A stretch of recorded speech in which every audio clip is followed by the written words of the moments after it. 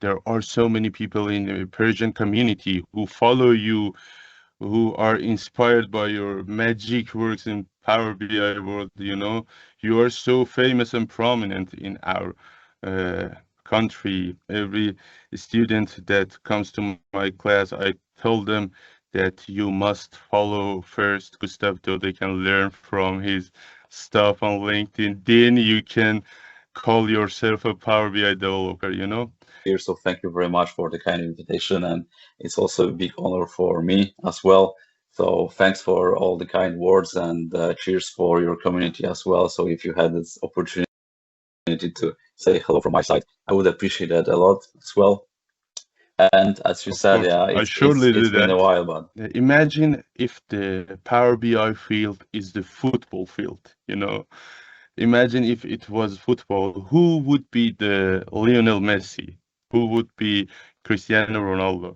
And always I tell them both Cristiano Ronaldo and Lionel Messi would be Gustav Dudek.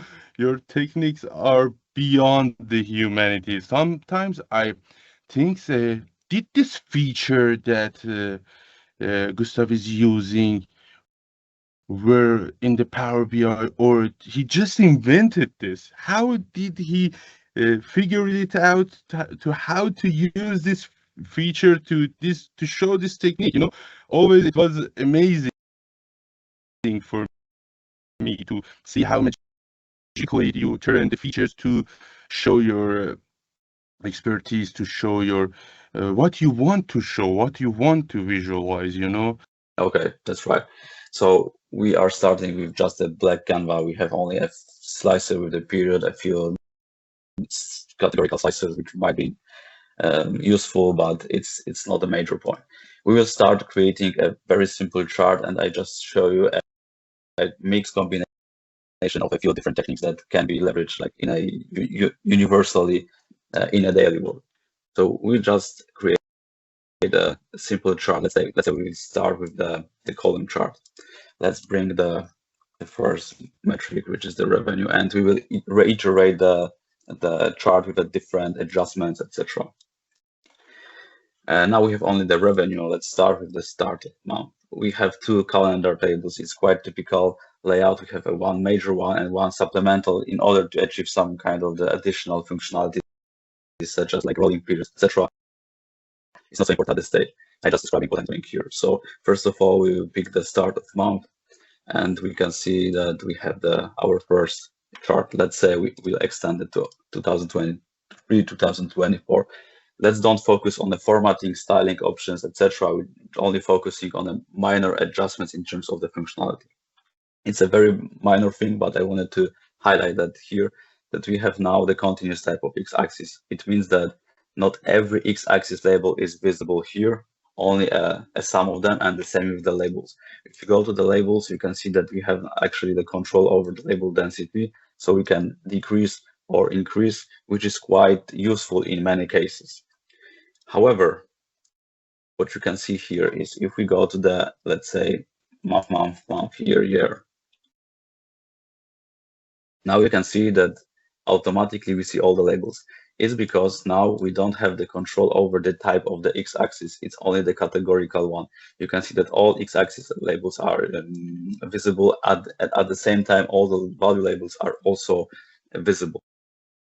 And it means that now we are using the text type column. If we are using the text type column, we cannot see the continuous x-axis. That's why we have different types of the functionalities. What we can also do, however, if we would like to, let's say we go to the line chart. Now we have the line chart with the markers. Let's say we turn off the labels. We will turn off the markers in that case. Let's go to another formula, data points markers. Let's put it here. And now we can see that we implemented some kind of the markers. How it works?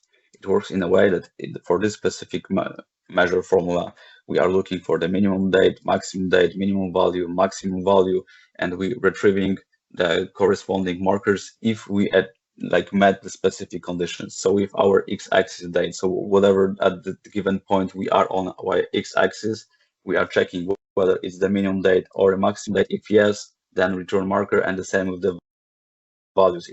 If the value of the given data points correspond to the either minimum or maximum value, it retrieves the given data points. Just like the minor thing, the tooltip is of course unformatted. It doesn't provide the good rule of thumb in terms of the formatting, so please don't pay attention to the tooltip. It should be formatted in a better way, but we are discussing now the markers. So now as we have the markers, sometimes it can happen that if we have the data point markers measure here, we have also the width of the line.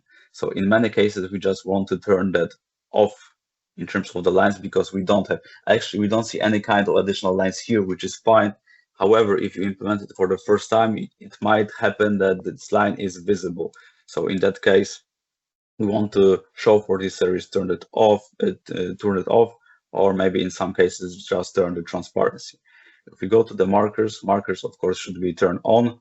And in terms of the data labels, we want to turn off the data labels for the main metric. It should be named differently, but for the purpose of our presentation, it can be like /revenue, and data points markers are on. And then we can have the visibility of the labels. Then it comes to the case of the formatting styling.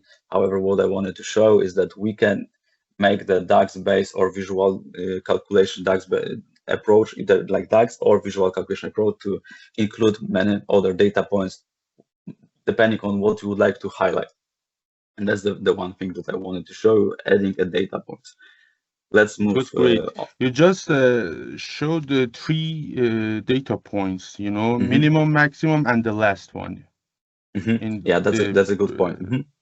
Yeah, in the DAX measure. And we are showing the data label for the points only. Yeah, so if you are like thinking why 3 and not 4, it's about the minimum is the same as maximum, as the minimum value in terms of the value is the same as the first data point. We actually showing only 3 because the point here is the same. Let's say we pick different categories, but in that case, in 2023, it was just the starting, the launch. So let's display the 2024. You can see the 4 numbers here. 4 numbers, yeah. Maybe we'll also go to the analytical pane, add line. Maybe we'll add 0 to start to set a baseline for our charts. In many cases, like let's say in a 90% of use cases, like roughly estimation, we want to have the baseline 0. In some cases, if you want to display the trends, we might want to exclude the 0 baseline as we had previously, but in many cases, it's like a good practice to have 0 baseline. So let's say that it's our normal behavior to add it as a default point. Now we can see the fluctuations a little bit more, but of course the scale is not unified, so we have to pay attention to that one. The second thing that I wanted to show you, it's let's add the revenue previous year.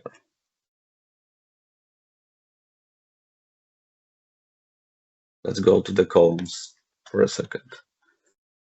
Now, of course, it doesn't look good, but we make some adjustments. We are going to the previous year. Let's say it will be some kind of the grayish color without diving too much into the details. I would like to switch the revenue previous year to the top. Nothing has changed. It's because of my default settings in the column. So in your cases, if you actually move your previous year to the top, it might be the case that it automatically gives you the correct order of these metrics. However, in my case, you can see that if you go to the columns and if you go to the all, you have more options in the layout. If you go to the layout, you can see that the sort by value is, in my case, automatically turned on because of my JSON dim, but I have to go to the JSON dim and actually turn it off because it's very rare occasion that we actually want to have this sort by value turn on. So I just have to move there and just turn it off. But for now, I just turn it off. But for now, I had that turn it on. So I mean, I will now turn it off, and you can see that now the previous year is on the left. So it is what you wanted to achieve. Also, the overlap is turned on, which is a good thing. And in terms of the comparison between the previous year and actuals, for example, let's say that we can pick anywhere like let's say maybe the 30% overlap. So in many cases, it's a nice representation. We can also increase maybe the 25%. and then we can iterate in terms of the borders, labels, better placement. But what I wanted to show you is just we can use the overlap to show the previous year and to show the previous year and the actuals side by side. And of course, there are variants because we can use the line charts in some cases. But for now, I just wanted to show you the overlap. And one quick thing that I also want to show you is the absolute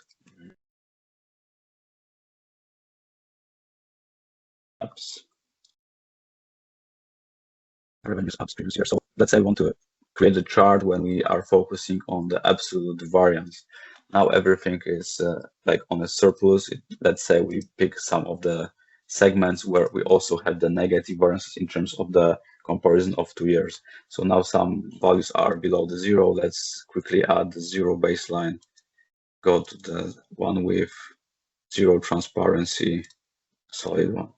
So two quick things that how we can implement the conditional formatting in terms of the how it's styled, what are the colors of these columns.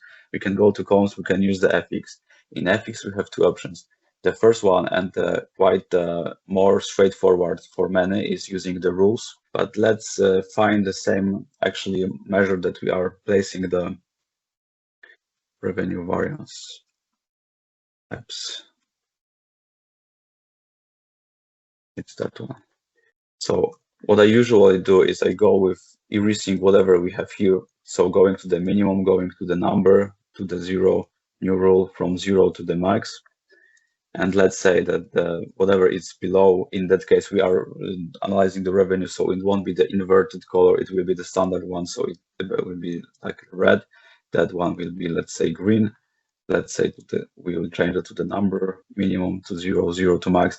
We could also add the 0 as a gray, for example, but 0 won't be visible at the same time in many cases. So let's say for this more simplified approach, we're just going with the red and green. And if you go with the OK, we'll achieve the result.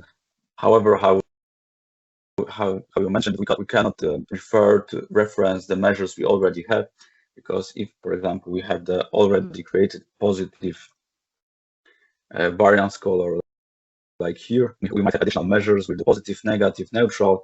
We can use, as you would probably suggest, the field value. If we go to the field value, we can have the, not sure if I remember correctly, positive variance. This way is the optimum way.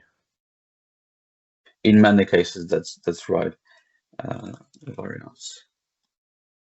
The nice thing about it is FX color. The nice thing about this method is if we go to the field value and if we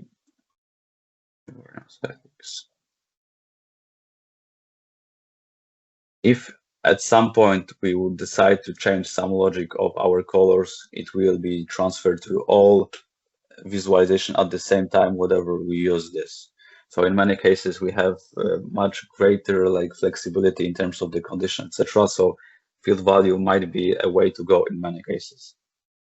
Not every time. Rules sometimes might have some place in the reporting, but field value will be probably the most from the optimization standpoint, from the standardization standpoint will be the most optimal. It's the most standard way to use the value of a field. Thank you. It was great. Could you share one final tip for viewers? I want some ace card from Gustav to show to the audience. Do you mean like the general one, like the thought, or like the general hint? Not a general, you're Gustav Dudek, you're Lionel Messi of the Power BI world. I meant something, wow, the final tip from Gustav Dudek for today. And now I want you to promise me that we can have you in really the near future for another 5-minute BI, Sure, no problem. Talking to you and learning from you is great for me all the time. And I want you to promise me now you can have you again. Yeah, no problem. My pleasure. Thank you so much. So. And I'm all ears for the last trick from Gustav. Just So show me another one. one trick, oh, okay, because I thought about like the general, like maybe not even the general, but like the idea I had in mind in terms of the hints of how we can approach the reporting, but we can have one additional thing. Let's say we have it's quite common in the financial reporting that we would like to display certain amount of last periods. It doesn't mean it's like the game changer or whatever. It just something that I wanted just to show you today, but of course the time constraints, etc. Let's go, we'll switch from maybe first of all, we have to erase the conditional formatting to not interfere with any other like adjustments to the chart. And now we have the revenue variance. Let's go to the LTM. In that case, LTM based on offset. There are many different ways to show the LTMs, like how we can calculate it, but let's say we will use the offset from the Melissa de Corte, the extended calendar. If we use the current month offset, we can use the numbers, etc. And it's a quite convenient way to do so. One thing that we should do here is to change the calendar we are based on. First of all, let's go to the slicer. In that case, in many cases, not always, like it might be more complex, but let's say we don't want to have we actually want to have the main calendar here.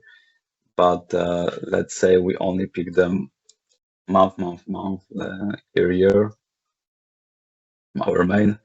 Let's go, we go to the settings. We don't want to have the multi-select here. We want to have the single select. Let's sort it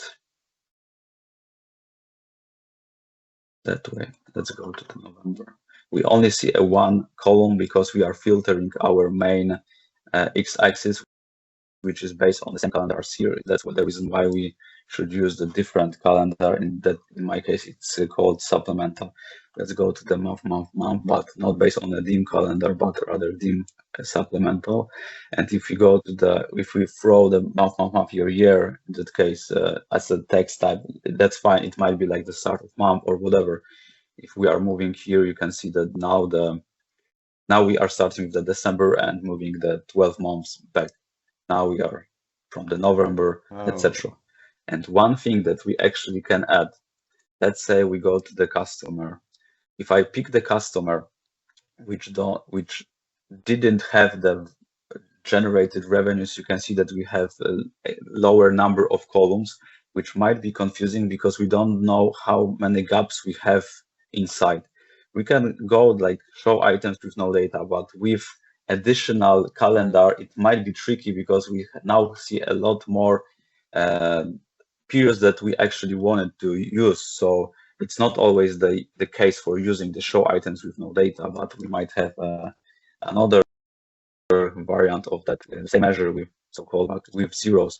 And just one thing that we are adding, we're checking whether we are if we are in the window of our 12 periods, and if we are in the window of our 12 periods as here, we are retrieving, for example, 0 using the call, let's go if or whatever, we might retrieve 0, but only in the case we are in the window here. So if I will now change, let's say I will add it, not like replace, but I will just add it. We have here 0, so there was no gap because these particular customers are like have the consecutive revenues generated. It was no blanks between. However, if I remove the first measure, you can see that we have those blanks, so these zeros in that case, but only for the period, like for this 12 window period up to December. Let's go with maybe different one. I'm not sure which of this, like, or maybe that one in October 23 has 0, but we still see that particular period, but not more or less period. So it's like additional. It's a nice addition to this logic. However, it can be tricky with the matrix table when you have in the columns you have periods, you have the customers. You don't want to have these customers as 0 because then you will end up with the all the customers for the dimension. So it's a bit tricky. But for the simple column chart, like line charts, like where you don't have the breakdown by customer, it works quite well with the zeros.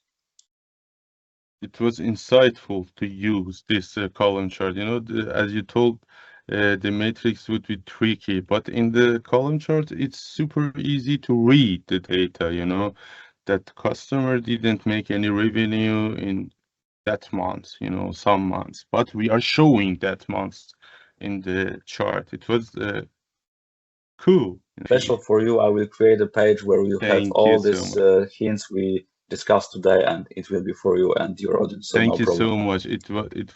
It would be great. I appreciate it No problem at that we all. can have something to share with our audience from Gustav Dudek. And by the way, I even know two people that I will recommend to joining you to the 5-minute event. So I will ask. I have two people that I know. I will ask them from the database Forge. Thank I you think so they much. will be It's most perfect. appreciated. Just No, inform me who's our next guest. Thank you so much, Gustav. no Have a good problem. day. Take care. Have a Goodbye. great day. Bye Take bye. care. Goodbye.